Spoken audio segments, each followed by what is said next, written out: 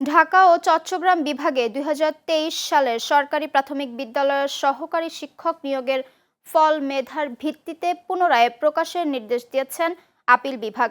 আজ প্রধান বিচারপতি জুবায়ের রহমান চৌধুরী নেতৃত্বাধীন বেঞ্চ ঢাকা ও চট্টগ্রাম বিভাগের ৪৬,১৯৯ জন পরীক্ষার্থীর ফল সুপ্রিম কোর্টের আগের রায় বর্তমানে ৯৩% মেধা অনুযায়ী নতুন করে প্রকাশের আদেশ দেন।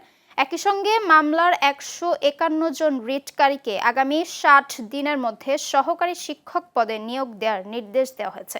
তবে ন্যায় বিচারের স্বার্থে ইতোমধ্যে নিয়োগ পাওয়া ৬,৫৩১ জন শিক্ষকের পদ বহাল থাকবে বলে জানিয়েছেন আদালত।